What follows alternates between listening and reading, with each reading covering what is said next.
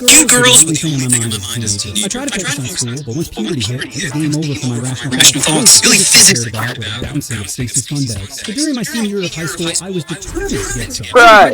First base, second base, Why? bump in the dugout. Anything was better than nothing. But walking up to girls and raw dogging a combo was scary. Every time I was about to, my brain would just turn to a pothead seeing a cop like, "What are you doing? Bail! Bail!" Plus, I wasn't born with godlike genetics. I was just a typical 6.5-inch scrawny pasty white boy. So I knew if I wanted a shot with any number above a 5, I'd have to improve my appearance. So I switched out my glasses to contacts, started working out, and with Axe body spray to kill the only thing I was on was my khakis. Super comfy and 6 pockets. They're the perfect pants. Yeah, I get women are disgusted by them, but maybe if they got to know me, they'd sound really appealing. I could go for some McDonald's right now. Your wish is my command. My next step was to draw attention to myself. I'm like, let's get highlights in my hair and I'll try out for the school play. And to my surprise, it worked, but for the wrong gender. Guys started hitting on me, which was flattering, but so annoying, because most of them didn't take no for an answer. One time a dude spit game at me, and I immediately shut it down. I said, "Hey man, play for your team." And he says, "Well, have you ever tried it?" I'm like, "Dude, that's not something you just try." I'm never home alone looking at my TV remote like, then walking to school the next day like a happy ballerina. Anyway, clearly my strats weren't working, but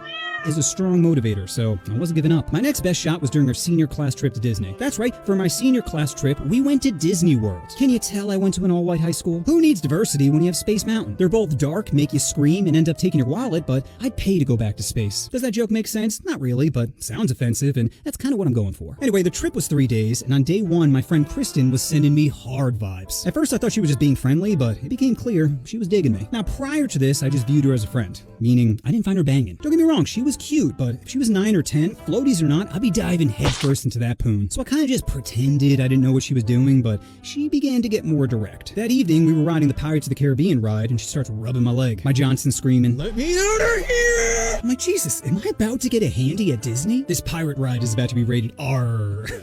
I'm so tired. Well, luckily things didn't escalate, because apparently there's a bunch of night vision cameras all around the ride. Could you imagine the ride shuts down, lights turn on as an overhead announcement says, "Ma'am, please remove your hand from his peg leg." Fast forward to later that evening, and I'm back in the hotel room chilling with homies. They're like, "Bro, you trying to smash?" I'm like, I don't know. I love Kristen as a friend, but I don't know if I feel the same way. Then my buddy Sean is like, "Why don't you just be friends with benefits?" Which at the time seemed like a great idea, not realizing friends with benefits never works. One or both people end up developing feelings, and your relationship will eventually crumble, faster than Jonathan Major's career. But being a dumb kid, I'm like, I can make it work. Generations of men have tried and failed, but my 17-year-old brain had it all figured out. So the next day I meet up with Kristen and immediately felt conflicted, because part of me was like, I really don't want to ruin our friendship.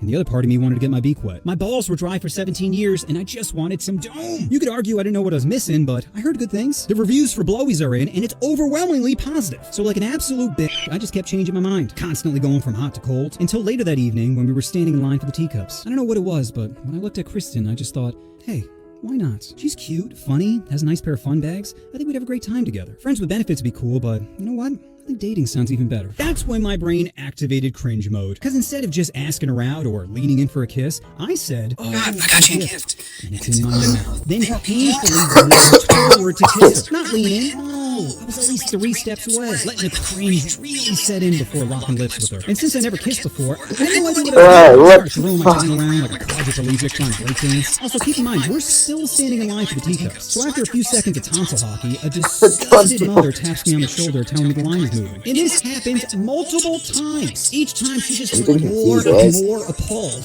But I didn't care. To go from never kissing to kissing was incredible. It's like my happiness quotient turned to a new level of Super Saiyan. Like I didn't know there was a level beyond.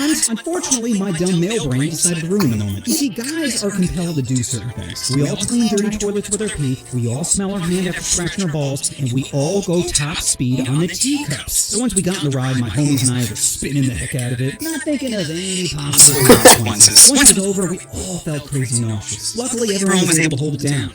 Well, everyone except for Kristen, who decided to paint the sidewalk with her dinner time turkey. That probably killed me, right? Nope. Horned up me went right back to making out 30 minutes later.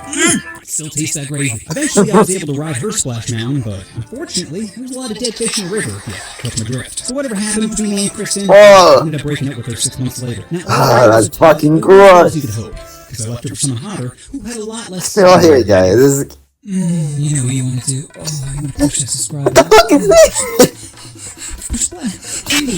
drug addicts. The restaurant business is filled with horrible people. So here are 8 degenerates I used to work with back at IHOP. One coworker was a pillhead named Christine. Christine was an overall great worker when she wasn't high. Unfortunately, Whoa. pills looking Tic Tacs. One time she came in so blasted that she sat in the child's high chair and got stuck. To make the problem worse, it's a busy Sunday morning. Oh. The restaurant is like, the coworker named Sharif would sometimes he'd be in the back showing off his illegal switchblade, making jokes that if the table didn't leave him a tip, I'd leave him his tip. Another coworker was a chick named Sophia. Pretty sure was a prostitute. She always had guys come in and ask for her specifically, which was weird because she looked like a burn victim with an industry. And Sophia would mysterious to keep getting expensive things. Like one day she came to work with a brand new white BMW. Like, they didn't pay 30 grand a year. Petty grand. This banging chick named Roxanne, who was equally as hot, but she was stupid. You see, Roxanne had a thing for bad boys, or basically anyone who would make poor decisions. She'd very openly give her number out to anyone with tattoos, a motorcycle, or something to use problem, which was hilarious. Roxanne was married, and her husband would show up every once in a while for a surprise visit. And no matter how bad my day was, I can't tell you the joy I'd feel watching him walk up to the parking lot as Roxanne is clearly flirting with someone. My manager was a guy named Jamal who spent most of his life in a correctional facility and had what some people call an anger issue. Most of the time he was all smiles, but if you pushed buttons, convict Jamal would come out. One time Jamal got so angry with the customer, he shattered a plate and threatened them with a broken piece. Oh, I'm gonna have to. Well, everyone except Roxanne couldn't be more turned on. Ow. The customer was like, Fuck. "Get out of there." Now Jamal was back fucking holding weird. his hand, and I'm like, "Bro, we really gotta go to the hospital." He's like, "No, bro, I don't trust doctors." The owners of the IHOP were father and son. The father was a rageful baker who would chew out workers. The son was charming. Both of them were pieces of shit because they would steal money from their employees. You see, what they did was change the time you clocked in and out. Most servers didn't notice because they only paid a few dollars an hour, but the cooks most certainly did notice. It's taken away 9 Unfortunately, like I mentioned earlier, everyone working there was a degenerate who would know their options, but he was an absolutely greedy American who gave Oh. the wife of the owner was a gold digger named Casey. As the IQ of a Down syndrome kid who helped paint. Oh, what the fuck? The conversation about buying your own time was amazing. The owner would buy Casey expensive things that he'd bring up whenever he got angry. Like the owner paid for Casey to get a boob job, and one day just yelled at her in the middle of the restaurant saying, "I paid for those tips to roll some goddamn Casey drove a Mercedes. The fact that someone gave her a license still baffles me to this day.